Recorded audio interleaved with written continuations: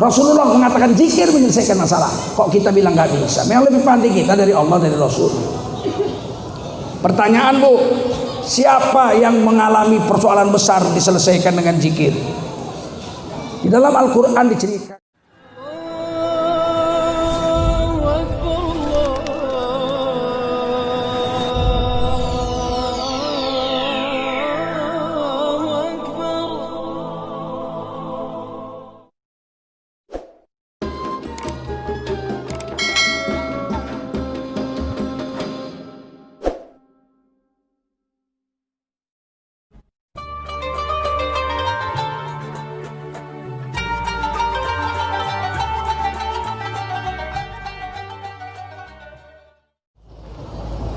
Selain kerja, sebab kerja ini nggak pasti dapat duit, nggak dapat mesti dapat rezeki.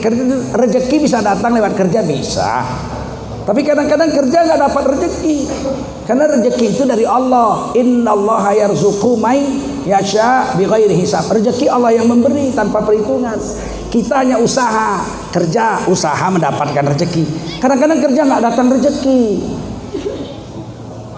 Contohnya, ada satu orang guru olahraga, juara karate dan 4, ngajar olahraga di sebuah sekolah besar, muridnya 10.000. Dia kerja dari Senin, Selasa, Rabu, Kamis, Jumat, Sabtu, Ahad libur.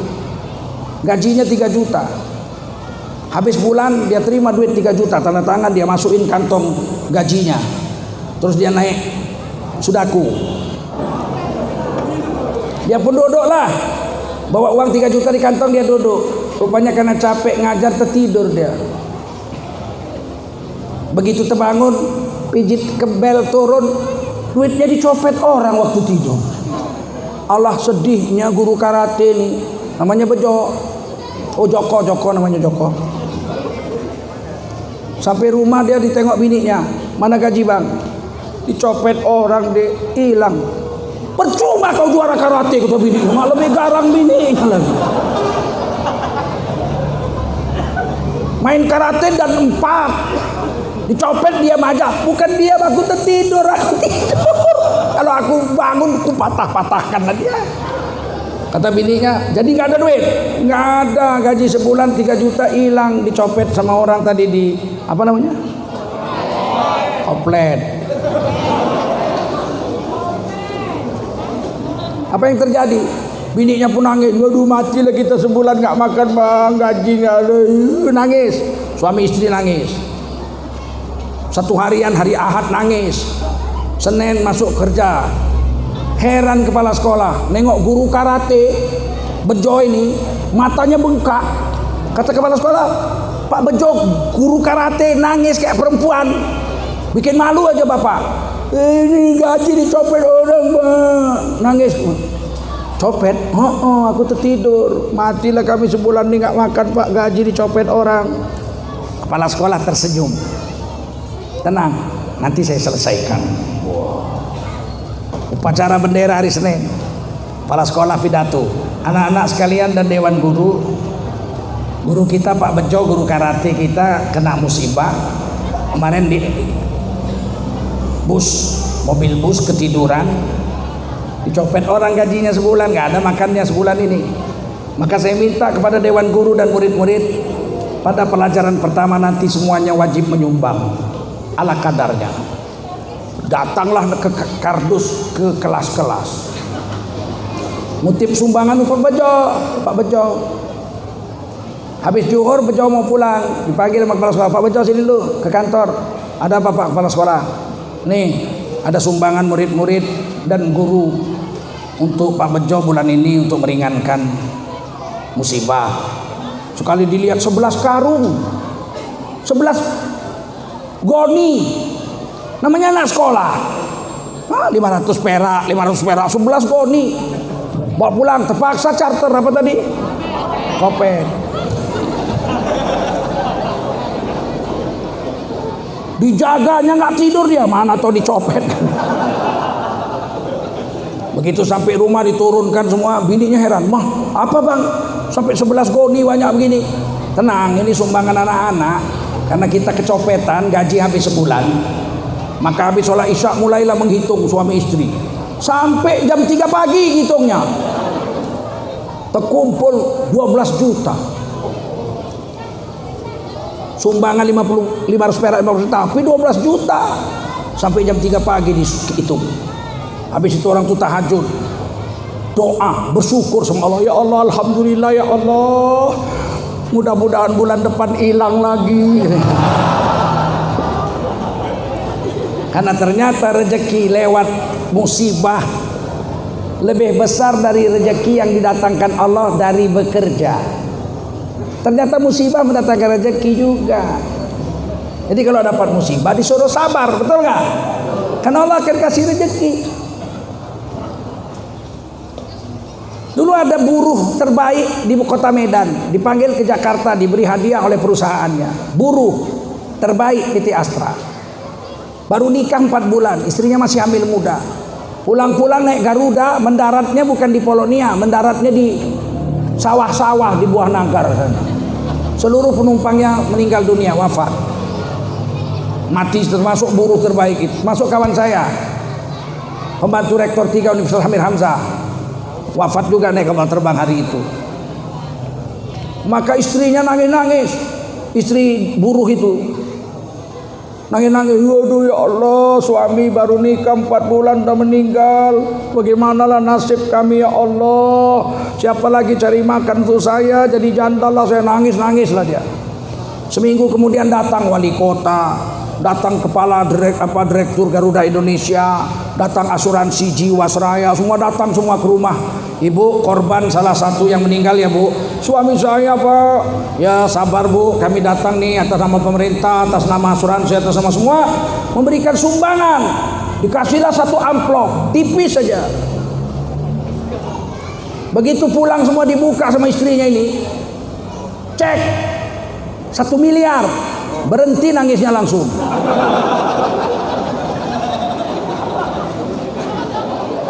Suaminya kerja gajinya cuma 2 juta sebulan. Suaminya mati dapat 1 miliar. Untung malam dia nggak tahajud, ya Allah kawin lagi, mati aja lagi. Kalau itu terjadi berapa? Jadi rezeki bisa datang lewat yang lain, nggak bisa lewat kerja, datang lewat musik. Sabar. Kadang-kadang rezeki datang lewat sholat. Allah katakan wasta'inu bisabri wassalah. Minta tolonglah kamu dengan sabar dan sholat. Sabar di situ puasa. Imam Suyuti menerjemahkan sabar di situ puasa. Minta tolonglah dengan sabar yaitu puasa. Wassalah, dan minta tolong dengan sholat. Melalui itulah kita minta tolong sama Allah. Orang Jawa udah biasa itu. Saya kan tinggal di perkebunan. Dulu waktu kecil-kecil saya ada nenek-nenek gitu kan, puasa, nek minum. Nenek puasa. Lho kok puasa nek? Lha iki susah, duit ora eneng iki. Putuku arek sekolah ora eneng duit. Terus ya meneneng duit ya aku poso tirakatan. Mengko Allah ngei rezeki. Begitu keyakinan orang. Kalau sekarang nggak ada duit kan sibuk nyari utang. Siapa bisa diutang nih? Dulu enggak, dulu kembali pada Allah, tirakat, puasa. Karena Quran mengatakan minta tolong dengan puasa, nanti Allah tolong. Wassalah, dan sholat. Sholat tahajud malam. Pakai lampu, nggak ada semprongnya lagi. Lampu sentir, tahu lampu sentir? Nah, keluar, saya lihat itu tetangga saya. Nek, bengi-bengi kok ngapain? Ya arek tahajud. Aku susah, perlu duit. Awan poso, bengi tahajud. Wasta'inu bisabri wassalah. Pas waktunya perlu duit, datang duit dari mana lah, kuasa Allah. Ini malah yakin. Seorang sahabat Nabi, sabar. Seorang sahabat Nabi pulang ke rumah habis sholat zuhur dari masjid, berjemaah dengan Nabi. Sampai rumah dia tanya sama istrinya, kalau bahasa kita, Dek, ada makanan nggak? Katanya mana ada, nggak ada makanan. Yang cari makan kan abang.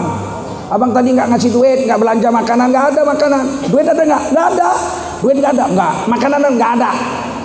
Kata suaminya, ya udah, saya mau minta dulu sama yang maha kaya. Dia berwudu dengan sempurna, kemudian pergi masjid, sholat 2 rakaat. Habis itu dia doa, ya Allah, minta makan, minta rezeki, nangis-nangis. Pulang ke rumah dia tanya istrinya, udah datang makanan? Belum, yang nyarikan abang. Duit udah ada? Nggak ada, yang nyarikan abang. Wah, berarti tadi mintanya kurang bagus.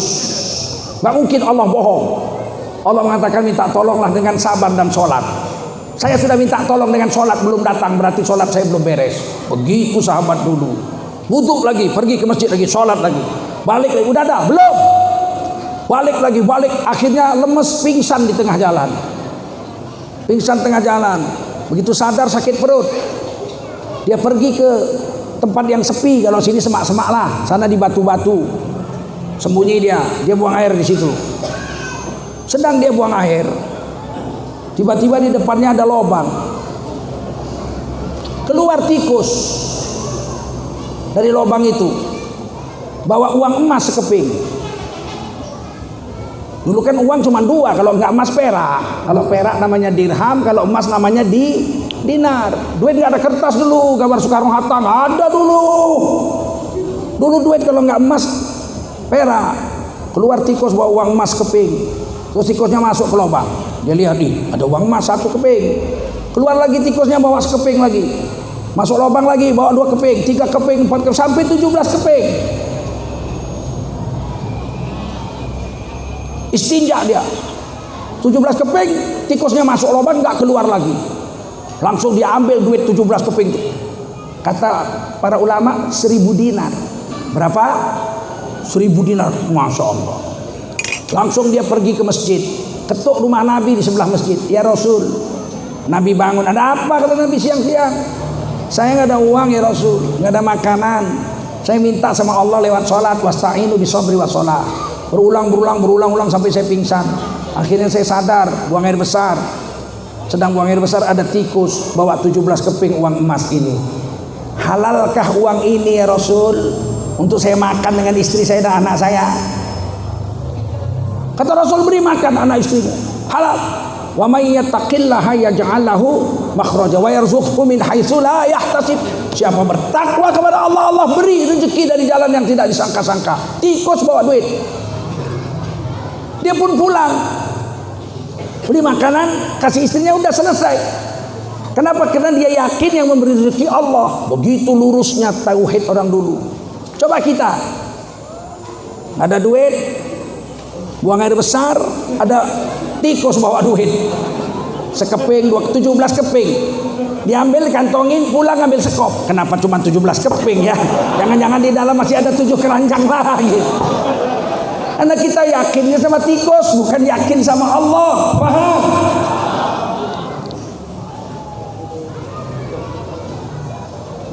Allah bisa beri jalan dengan jalan macam-macam.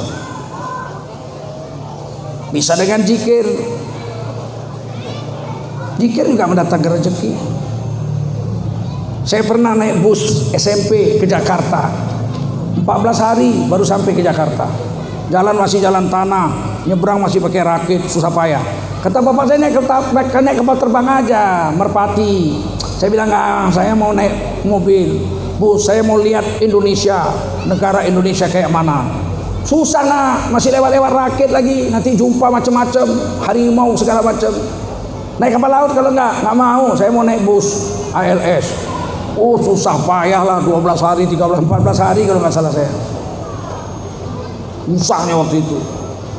Tiba-tiba berhenti di Bukit Tinggi. Saya sholat subuh di Bukit Tinggi. Dengar. Tiba-tiba saya duduk paling depan. Habis sholat dingin, pakai jaket aja masih dingin. Bukit Tinggi tahun 80-an itu. Duduk saya depan, nggak lama jam 7 itu habis sarapan, bus mau jalan. Udah naik orang semua. Tiba-tiba ada orang zikir dari belakang, dari pintu belakang. Saya duduk paling depan. Subhanallah walhamdulillah wala ilaha illallah wallahu akbar. Subhanallah walhamdulillah wala ilaha illallah wallahu akbar. Lagunya kayak gitu, masih ingat saya. Sekali saya lihat rupanya ada orang buta kayak tongkat gitu. Subhanallah, alhamdulillah, wala ilaha illallah, wallahu akbar. Subhanallah, alhamdulillah, wala ilaha illallah, wallahu akbar. Sampai depan. Saya kasih, dia turun, saya ikut turun. Saya tanya, Mbak, aku kabar Bapak, apa kabar Bapak? Baik, kalau ampun, udah dapat beli aku gak bisa ngelihat. Masya Allah, cari rezeki juga nak. Ikalah, subhanallah, alhamdulillah. Bara dapat sehari, dapat juga lah 40-80 ribu, kadang 100 ribu. Aja. Ongkos awak aja waktu itu paling 40 ribu. Ke Jakarta, dia satu hari bisa dapat 80 ribu, 100 ribu. Cuman zikir main-main aja. Subhanallah, alhamdulillah. Bagaimana kalau dia zikir betul-betul? Habis sholat, duduk di tikar sembahyang sambil nangis-nangis. Oh, kurasa mancur rezekinya. Bukan 100 ribu lagi dapat, jutaan mungkin dia dapat. Hari ini kita nggak yakin.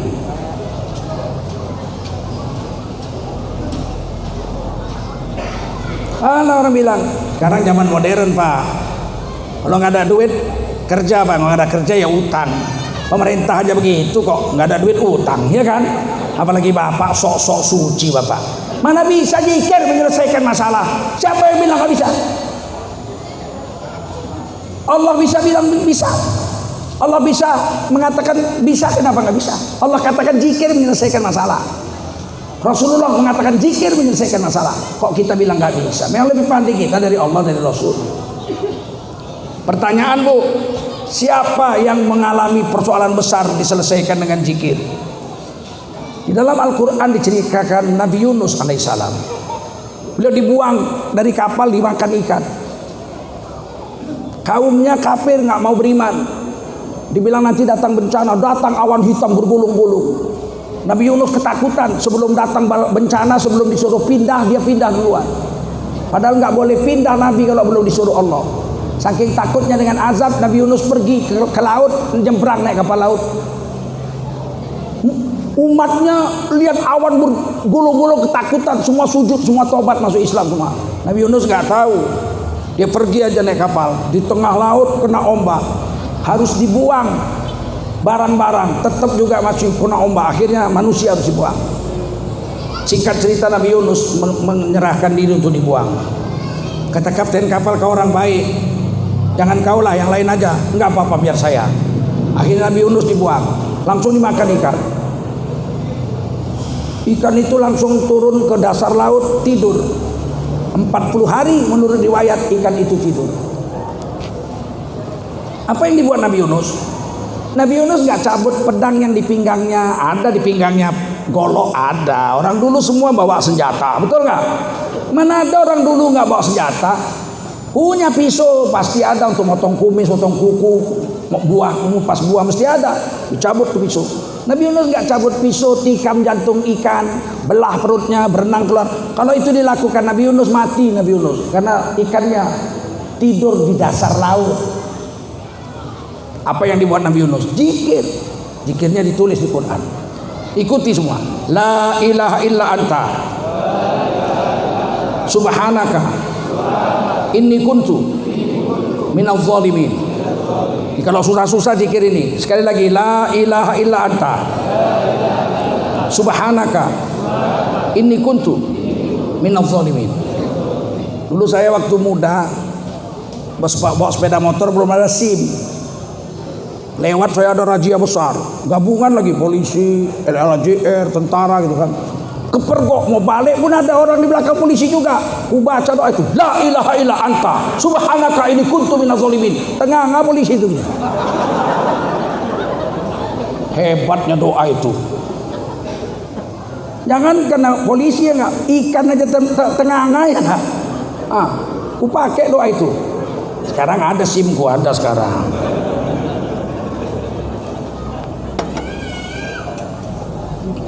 Itu aja dizikirkan selama 40 hari dalam perut ikan. La ilaha illa anta subhanaka inni kuntu minaz zalimin. Enggak makan, enggak minum. Kulit Nabi Yunus hancur, pecah-pecah, kena ini asam lambung. Dagingnya masak, mateng, kena asam lambung. 40 hari diam aja Nabi Yunus. Tiba-tiba setelah 40 hari ikannya bangun. Keliling samudra, Nabi Yunus dimuntahkan ke kampung halamannya kembali. Bayangin itu. Dimuntahkan di pinggir laut kampung halamannya sendiri di Irak. Nabi Yunus tergeletak lemes 40 hari nggak makan. Nggak bisa duduk pun nggak bisa Nabi Yunus, nggak ada tenaga, badan hancur semua. Kena asam lambung ikan tuh, asam klorida, lemes. Beliau tetap zikir, la ilaha illa anta subhanaka inni kuntu minadz zalimin. Tiada Tuhan selain Engkau ya Allah, Maha Suci Engkau ya Allah. Sungguhnya aku yang salah dalam urusan ini, bukan Engkau yang salah. Aku yang menganiaya diriku sendiri. Diceritakan dalam tafsir, di puncak sebuah bukit ada kambing sedang menyusukan anaknya. Ditendang sama kambing itu anaknya, lari-lari kambing itu turun ke pinggir laut. Nabi Yunus tergeletak nggak bisa bangun. Kambing itu mengangkangi Nabi Yunus, dikasihnya puting susunya ke mulut Nabi Yunus. Nabi Yunus tinggal telan aja itu susu.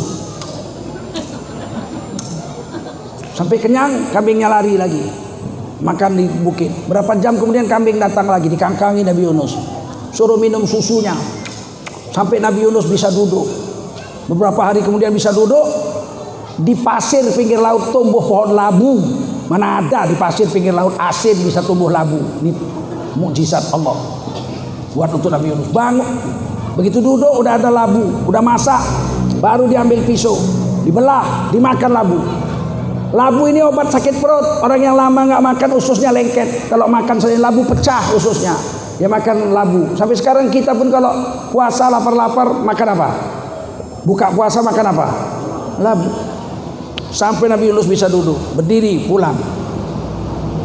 Kambing ditinggalkannya anaknya, dikangkangi Nabi Yunus, kasih minum.